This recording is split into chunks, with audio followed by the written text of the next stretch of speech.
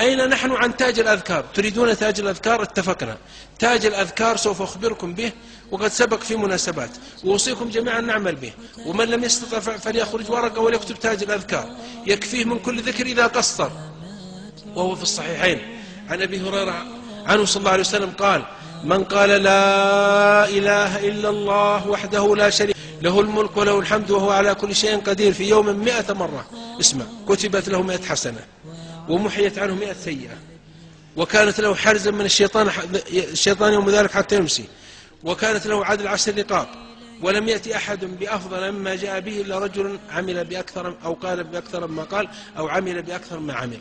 هذه 5 في الصحيحين. لا إله إلا الله وحده لا شريك له، له الملك وله الحمد وهو على كل شيء قدير.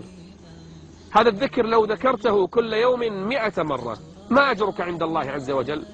100 مرة ما تأخذ دقائق من يومك، 100 مرة بعد الفجر أو 100 مرة بعد العصر أو في أي لحظة في يومك هللت بهذه الصيغة. من قالها 100 مرة كانت له عدل 10 رقاب، كأنه اشترى 10 واعتقهم لله جل وعلا. 100 مرة لا تأخذ دقائق، اعتقت 10 لله. من منا يتعود هذا الذكر في صباحه أو في مسائه، ما انتهى الأجر 10 رقاب، ثم كتبت له 100 حسنة ومحيت عنه 100 سيئة ثالثة، وكانت له حرزا من الشيطان يومه ذلك حتى يمسي. يا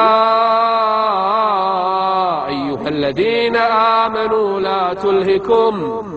لا تلهكم أموالكم ولا أولادكم عن ذكر الله، ومن يفعل ذلك فأولئك هم الخاسرون.